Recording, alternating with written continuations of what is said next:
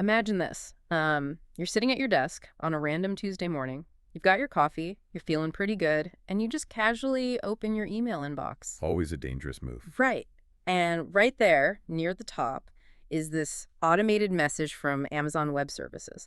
You click it, expecting to see a receipt for maybe like $2 or $3 for that little weekend coding project you've been tinkering with. Yeah, just a couple of bucks. But instead, the total staring back at you is $3,000, and you have absolutely no idea why. Oh, man. I mean, it is the ultimate modern-day tech nightmare. It happens so frequently that there are, entire support communities dedicated to people trying to figure out how they accidentally bankrupted themselves overnight. Exactly. And that nightmare is our entire focus today. For this deep dive, we are pulling from source material centered around the AWS CLF CO2 exam context. Right, the cloud practitioner exam. Yep. But we are really zeroing in on what we're calling the surprise bill. We want to know the mechanics of why companies and individuals really massively overspend on AWS and how to actually stop it. That's a huge issue. So our mission today is to unpack these real-world traps of cloud pricing. We're going to identify the specific services that silently drain budgets and decode the AWS cost management tools you need to know, not just to pass your exam, but to, prevent a total financial disaster. Because passing the exam, it requires a lot more than just memorizing a glossary of terms. It demands a working understanding of practical cloud economics. Totally. I mean, if you don't grasp the underlying billing mechanics, you simply cannot architect a sustainable cloud environment. Yeah, that makes sense. And in our sources, there's this one recurring analogy that really paints the picture. Cloud resources are constantly described as an open tap. That's a great way to put it. Right. But if the cloud is marketed as this hyper-efficient, cost-saving future of technology, how is it so incredibly easy to just leave the tap running and, flood your entire budget? Well, the irony is that the very thing that makes the cloud so revolutionary is exactly what makes it so dangerous. How so? Think about the friction involved in the old days of on-premise servers. If a development team needed more compute power, they had to draft a hardware request, get budget approval, order physical machines, wait for shipping, unbox them, install them in racks, run the physical cables. You had to literally sign for a delivery at a loading dock. Exactly. That entire process took weeks, sometimes even months, and that inherent friction naturally acted as this massive financial speed bump.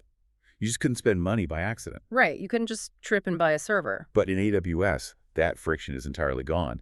Today, any developer with an account can deploy a fleet of massive supercomputers with, 3 clicks of a mouse or a single line of code. Wow. The provisioning is completely frictionless.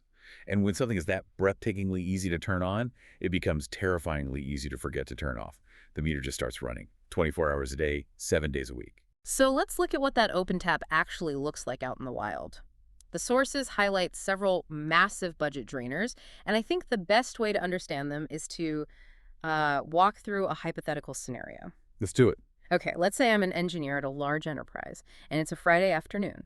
I need to run a quick test, so I spin up a high-performance EC2 instance, which is essentially renting a virtual server, right? Sweet. Exactly. So I run my test, and then I just close my laptop and go home for the weekend. I completely forget it's running. I come back a month later, and I've been billed for thousands of hours of premium compute time that wasn't actually doing anything. Happens all the time. See, let me push back on this, though.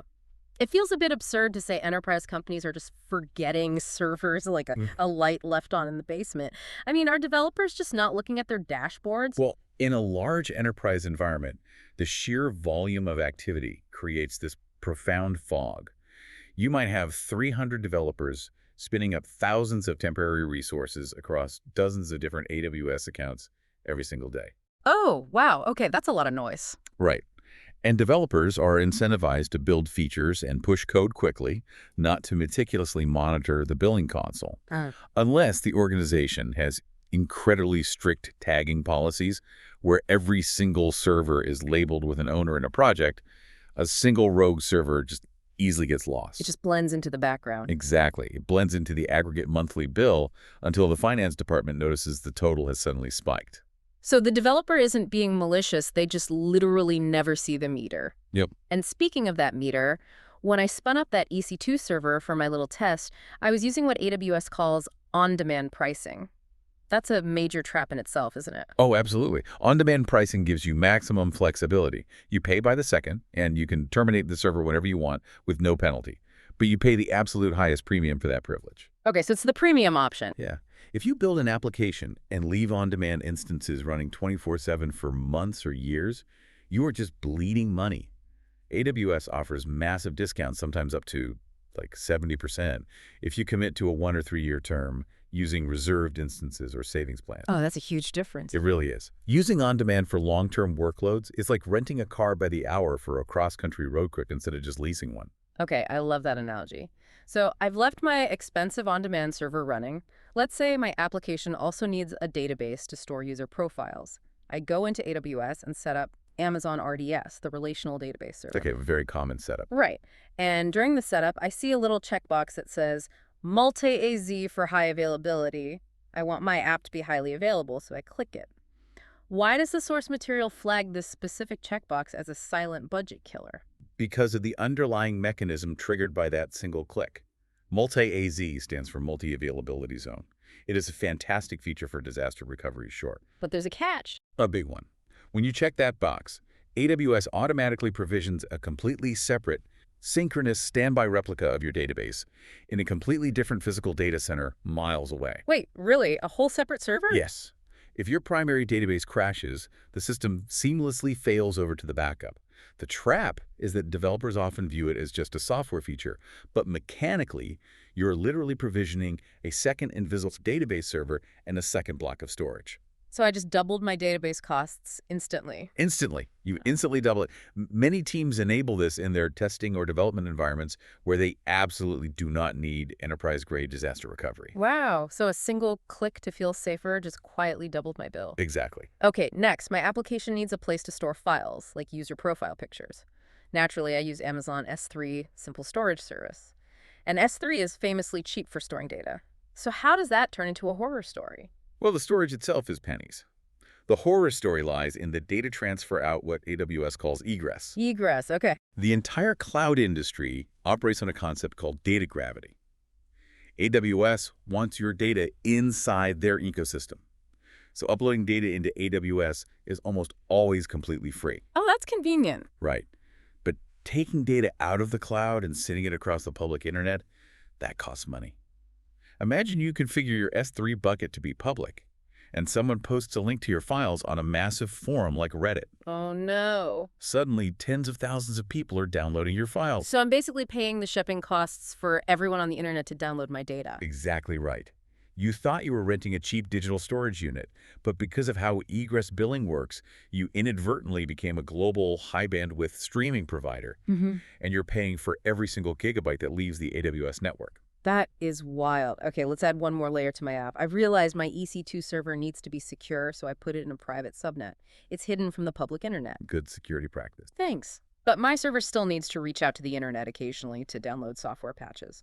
The sources say the solution is a NAT gateway. For someone studying for the CLFC02, let's break that down. What exactly is a NAT gateway doing? NAT stands for Network Address Translation. Think of it as a secure middleman. It takes the request from your private, hidden server, puts its own public face on that request, and sends it out to the internet. Okay, making sense so far. And when the response comes back, the NAT gateway hands it back to your private server. It allows your server to talk to the internet without ever exposing the server's actual location to hackers. So it's like a secure toll booth. Perfect way to put it. But this toll booth is listed as one of the biggest silent killers on a cloud bill. Why? Because AWS structures the billing for NAT gateways in two parts. First, they charge you an hourly rent just to have the toll booth sitting there, whether you use it or not. Okay. Annoying, but manageable. Right. But the second part is far more dangerous. They charge you a data processing fee for every single gigabyte of data that passes through it. Ah. So I'm not just paying to rent the toll booth. I am paying a toll for every single passenger inside every single car that drives through it. That is exactly it. If your internal servers are constantly chatting with external APIs or, moving massive amounts of data back and forth through that gateway to the internet, those per gigabyte processing charges scale exponentially. That's fast. Really fast. Engineering teams will obsess over optimizing their compute costs, but they completely ignore the networking toll booths they've set up all over their architecture. That's sneaky. All right, finally, my application is running, and I want to monitor it for errors. I turn on CloudWatch, the AWS monitoring and logging service. I leave it in debug mode so it records every single minor event, click, and status update, just in case I need to troubleshoot later. And you just triggered the final trap. Of course I did. AWS charges you for data ingestion, bringing those logs into CloudWatch, and then they charge you a monthly fee to store them. Debug mode generates mountains of text data. Like, how much data are we talking? You can easily generate terabytes of log files in a matter of days. You end up paying exorbitant fees to ingest and store millions of lines of text that no human being will ever actually read. Okay, well, this brings us to a really fascinating psychological trap mentioned in the sources, the AWS free tier. AWS promotes this heavily to get beginners and startups onto the platform. Oh yeah, everyone starts there. Right. So my logical thought is, I'll just build my app on the free tier and avoid all these traps entirely. Well, the free tier is an incredible resource for learning, but the mechanics of how it is applied are frequently misunderstood. The most common offer is the 12 months free tier. For example, AWS gives you 750 hours of a T2.microEC2 instance every month for your first year. Okay, let me do the math there. A month only has about 730 hours, so I have enough hours to run one tiny server constantly for the entire month for free. Provided you only run one. The trap springs when a user spins up a second microinstance to test something else and leaves both of them running. The 750 hours is a cumulative pool. Oh, wait, so it's not per server? Nope. If you run 2 servers, you burn through your entire monthly allowance in roughly 15 days. For the second half of the month, AWS quietly shifts both servers to standard on-demand billing. Oh, that's brutal. And furthermore, the free tier strictly covers specific basic services. It does not cover massive data egress to the public internet, it does not cover NAT gateways, and it doesn't cover premium operating system licenses. You know, I like to think of the free tier as like a free trial at a luxury gym. They let you into the building for free, and using the basic treadmills is free. Right. But they don't tell you that using the showers, the towels, and the water fountain all cost $10 a minute.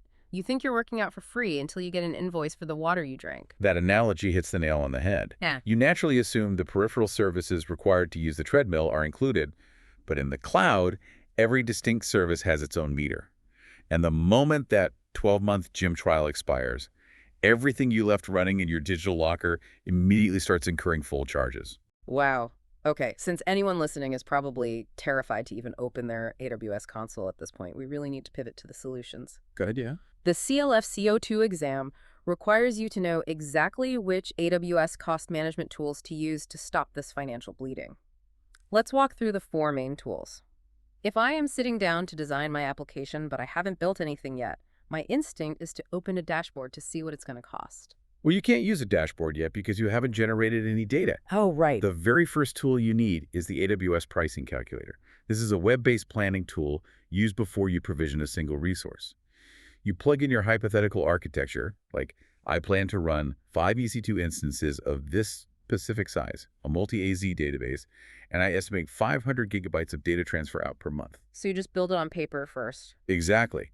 The pricing calculator parses all those complex pricing models we just discussed and generates a highly detailed estimated monthly bill. It's the crystal ball for my budget, okay? So I use the calculator, I get budget approval, and I build the app. The tap is now open and water is flowing. How do I prevent the $3,000 nightmare email? That's when you set up AWS budgets. This is your proactive defense mechanism. Budgets allows you to set custom spending thresholds.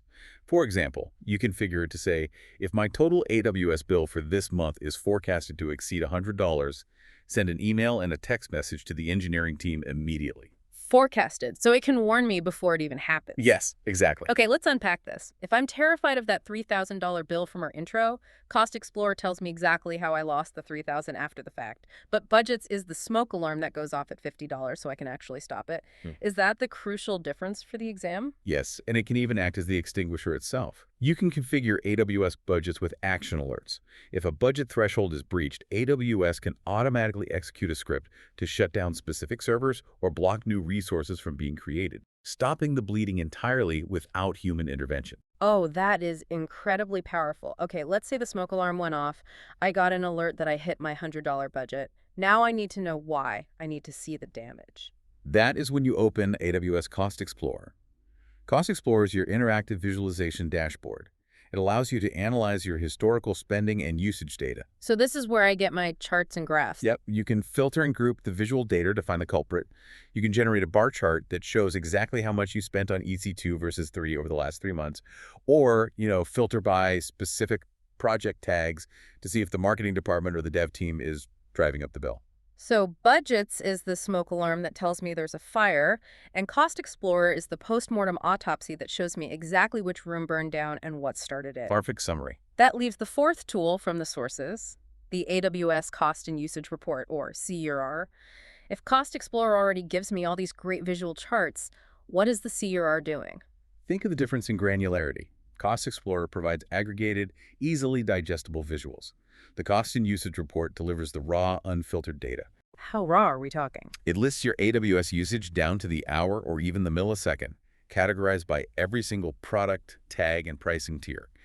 It is so detailed that it is usually delivered automatically into an S3 bucket as a massive, raw CSV file. So the Cost and Usage Report is like a shoebox overflowing with every single raw receipt from the entire year down to the penny. Yeah, that's exactly what it is. And Cost Explorer is the beautifully color-coded pie chart my accountant makes for me at the end of the month so I can actually understand it. That is the crucial distinction. Yep. Enterprise finance teams use the CUR to feed those raw CSV files into their own complex third-party analytics software. Cost Explorer is for humans who need to see trends quickly. Got it. Let's actually put this to the test. To cement this for the CLF CO2 exam, let's run through 3 exam-style scenarios based directly on these 4 tools. Give me the first one. All right, scenario 1. A company currently runs their application in a traditional on-premise data center. The chief financial officer wants to estimate the exact monthly cost of moving this entire workload to AWS before the engineering team provisions any resources. Which AWS tool should they use? All right, thinking through the mechanics here out loud, the key phrase is, before the engineering team provisions any resources. So the tap hasn't been installed yet. We haven't spent a single dime. Right. I can't use Cost Explorer or the Cost and Usage Report because there are no past receipts to look at. I don't need a smoke alarm yet because there's no fire to warn me about. Following the logic. We are trying to predict the future cost of a hypothetical architecture based on our on-premise setup. The only tool that does that is the AWS pricing calculator. That logic is bulletproof. Any question about estimating workloads that do not yet exist in your account points straight to the pricing calculator. Awesome. Give me the next one. Try scenario 2. An AWS administrator needs to ensure the new development team does not overspend their monthly allowance. The administrator must receive an automated email alert the exact moment the team spending exceeds $500 for the month. Which service should they configure? Okay, the tap is running. The administrator isn't trying to look at a bar chart of last month's water bill. They need immediate intervention right now. The trigger words here are automated email alert the exact moment. As we established, they need a smoke alarm. Exactly. And the smoke alarm of AWS billing is AWS budgets. Correct. Again, on the exam, anytime you see alerts, notifications, or thresholds regarding cost, AWS budgets is almost certainly the answer. Good tip. Okay, final one. Scenario 3. A finance team wants to visualize their AWS spending trends over the last 6 months. They need to generate a bar chart to quickly identify which specific AWS service has been costing them the most money. Which tool is most appropriate? Okay, this is a tricky one. We are looking at the past 6 months, so the tap has been running and we are, analyzing the puddle. We need to identify services that are costing the most money. Now, earlier you said the cost and usage report gives the most granular data. I did. So part of me wants to say CUR to get the most accurate answer. But wait, the scenario specifically asks to visualize spending trends and generate a bar chart. The CUR is just a massive raw CSV file. Bingo. A finance team wanting a quick visual dashboard isn't going to parse a million rows of millisecond data themselves. They want the accountant's pie chart. So the target tool to visualize past trends must be AWS Cost Explorer. You successfully avoided the trap. The exam will try to confuse you between the CUR and Cost Explorer. By focusing on the requirement for a bar chart and visualization, you correctly eliminated the raw data option. Nice. To bring all of this together, cloud computing is incredibly powerful, but it requires a fundamental shift in how we think about IT spending. Without the physical friction of ordering hardware, resources are breathtakingly easy to spin up and terrifyingly easy to forget. Too easy. The silent budget drainers aren't always massive supercomputers, right? Hmm. It's often the subtle mechanics, like the egress fees of data gravity in S3, the silent toll booths of NAT gateways, checking the multi-AZ box without realizing it duplicates your infrastructure, or, just leaving EC2 instances running on on-demand pricing. Right. And the defense against that open tap is mastering your tool set.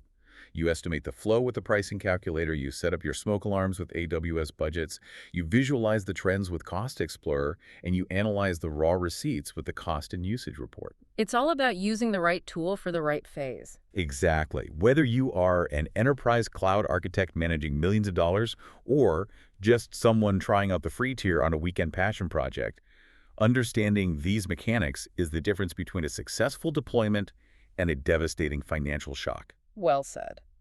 But before we wrap up this deep dive, I want to leave you, the listener, with a final thought, something to ponder that goes beyond the technical definitions of the exam. Oh, I like where this is going. We've talked extensively about how incredibly effective tools like AWS budgets are at preventing these $3,000 horror stories by automatically shutting things down. But if that technology exists and works so flawlessly, why doesn't the cloud industry make strict mandatory spending limits the default setting for all new accounts? What does that decision tell us about the underlying business model of the cloud? That is a very good question. Something to think about. Until next time.